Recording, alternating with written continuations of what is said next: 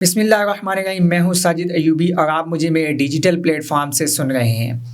عمران خان کو پھانسی ہو سکتی ہے یا عمر قید، کیا کیا دفعات شامل کی گئی ہیں اور ماجرا کیا ہے وہ آپ کے سامنے رکھیں گے۔ اس کے علاوہ ایک اور سیاسی جماعت نے جو ہے وہ 2024 کا جو الیکشن ہے، جو جنرل الیکشن پاکستان میں ہونے جا رہا ہے، اس میں حصہ لینے کا باقاعدہ طور پر اعلان کر دیا ہے۔ اس کے ساتھ ساتھ آپ کو بتائیں گے کہ داماد کو بچانے سسر میدان میں آ گئے ہیں، یہ کیا ماجرا ہے۔ اور میتھیو ہیڈن آسٹریلوی جو سابقہ کھلاڑی ہیں، انہوں نے بابر اعظم سے متعلق بڑا بیان دے دیا ہے اور سوشل میڈیا پر اس پر تبصرے بھی ہو رہے ہیں۔ اور عبدالرزاق کے بعد ایک اور پاکستانی سابقہ کھلاڑی جو ہیں وہ اس وقت شدید تنقید کی زد میں ہے۔ کیوں تنقید ہو رہی ہے، کہاں سے ہو رہی ہے، کیوں ٹرولنگ کر رہے ہیں لوگ انہیں، یہ بھی تفصیلات آپ کے سامنے رکھیں گے۔ لیکن اگر سب سے پہلے بات کی جائے، بابر اعظم کو کپتانی سے ہٹائے جانے کے بعد اپنا بیان جاری کیا ہے میتھیو ہیڈن نے، اور انہوں نے کہا ہے کہ مجھے بابر اعظم کو ہٹائے جانے پر مایوسی ہوئی ہے۔ ساتھ ساتھ انہوں نے کچھ پوائنٹس کی بھی نشاندہی کی ہے کہ جن کی وجہ سے پاکستان کرکٹ ٹیم جو ہے وہ ورلڈ کپ میں اچھا پرفارم نہیں کر سکی۔ بابر اعظم کو کپتانی سے جب ہٹایا گیا ہے تو اس کے بعد سوشل میڈیا پر بہت زیادہ تنقید کی گئی ہے۔ کچھ لوگوں نے بابر اعظم کے حق میں آ کے پی سی بی پر تنقید کی ہے اور کچھ لوگوں نے ڈائریکٹ بابر اعظم کے اوپر تنقید کی ہے کہ وہ انہوں نے اچھی کپتانی نہیں کی۔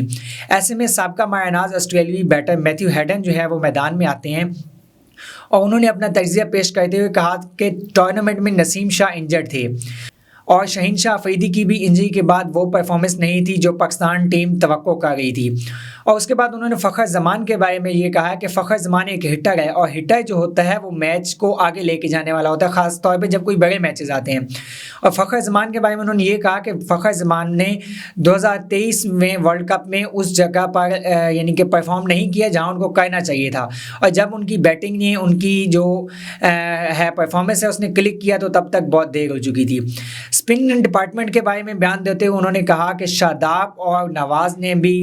لائن اور لینتھ کے حساب سے بالنگ نہیں کی، اور انہوں نے بابر اعظم سے متعلق کہا کہ بابر اعظم کو جو ہے کپتانی سے ہٹانے سے مجھے مایوسی ہوئی ہے۔ بابر اعظم کی بطور کپتان اگر ہم ایوریج دیکھیں تو وہ 50 سے زیادہ ہے۔ بابر اعظم جو ہیں وہ دنیا کرکٹ پر چھا جانے والا کھلاڑی ہے، اور وہ کہتے ہیں کہ میں بابر اعظم کو کپتانی سے ہٹانے پر حیرت زدہ بھی ہوں کہ جو ہے وہ اس کو کیسے ہٹا دیا گیا ہے۔ اور دوستوں اگر بات کی جائے ساتھ ساتھ ہم ایک اور سابقہ کھلاڑی جو ہے وہ ان دنوں عبدالرزاق کے بعد شدید تنقید کی زد میں ہیں۔ ایک اور سابقہ کھلاڑی پاکستان کے جو ہیں وہ عبدالرزاق کے بعد شدید تنقید کی زد میں ہے، تو یہ رمیز راجہ صاحب ہیں، ہمارے سابقہ کھلاڑی جو ہیں، سابقہ کپتان ہیں، سابقہ چیئرمین پی سی بی ہیں۔ انہوں نے ایک ٹی وی شو کے دوران ویون رچرڈ جو آسٹریلوی کھلاڑی ہیں ان کا ذکر کرتے ہوئے ان کو مسٹر کالیا کہہ دیا۔ یہ ویڈیو جب وائرل ہوئی سوشل میڈیا پر تو ان کو تنقید بھی ہوئی رمیز راجہ پر، اور اس کا جواب دینے کے لیے ویون رچرڈ کی جو بیٹی ہیں وہ میدان میں آتی ہیں اور انہوں نے ایکس کے اوپر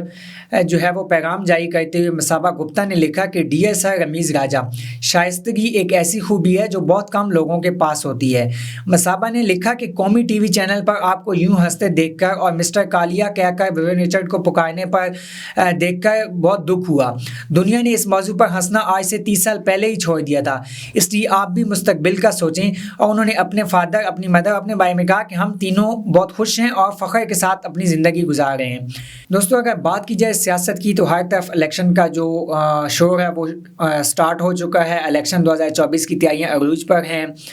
کہیں پہ اتحاد ہو رہا ہے، کہیں پہ آزاد امیدوار جو ہے وہ میدان میں ہے۔ ایسے میں ایک اور سیاسی جماعت نے باقاعدہ طور پر الیکشن 2024 میں حصہ لینے کا اعلان کر دیا ہے، اور یہ 2002 کے بعد ہے، یعنی کہ 2002 کے الیکشن کے بعد آپ یوں کہہ لیں کہ 22 سال بعد 2024 کے الیکشن میں دوبارہ اس جماعت نے جو ہے وہ حصہ لینے کا اعلان کیا ہے۔ جی ہاں، میں بات کر رہا ہوں پاکستان عوامی تحریک کی۔ پاکستان عوامی تحریک کے رہنماؤں نے گزشتہ روز منہاج القرآن انٹرنیشنل کے سیکریٹریٹ میں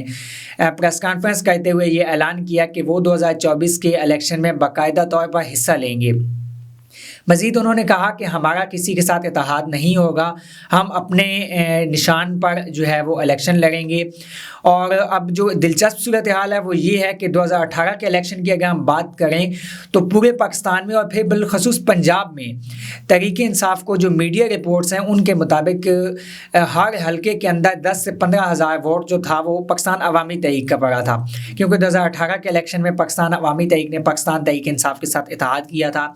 تو اب چونکہ چونکہ 2024 کے الیکشن میں پاکستان عوامی تحریک اتحاد نہیں کر رہی، اپنا الگ الیکشن میں حصہ لینے جا رہی ہے، تو اب دیکھنا یہ ہوگا کہ تحریک انصاف پر آیا اس کا کوئی اثر ہوتا ہے نہیں ہوتا، یہ تو اب الیکشن کے بعد ہی پتہ چلے گا۔ اس کے بعد اگر ہم بات کریں تو سسر آئے ہیں داماد کے لیے میدان میں، یہ کیا ہے جی؟ تو بتاتا چلوں کہ شاہین شاہ آفریدی کو کپتان بنائے جانے کے بعد ان کے اوپر شدید تنقید ہو رہی ہے، اور ان کے جو سسر ہیں شاہد آفریدی، ان کے اوپر بھی بہت زیادہ تنقید ہو رہی ہے کہ انہوں نے جو ہے وہ لابنگ کی ہے یا انہوں نے کسی سے بات کی ہے کہ آیا شاہین شاہ آفریدی جو ہیں ان کو کپتان بنایا جائے۔ تو جب یہ سارا معاملہ سوشل میڈیا پر چلا تو اس کے بعد شاہد آفریدی نے جو ہے وہ ایک نجی ٹی وی چینل کو انٹرویو دیتے ہوئے کہا کہ میں نے شاہین شاہ آفریدی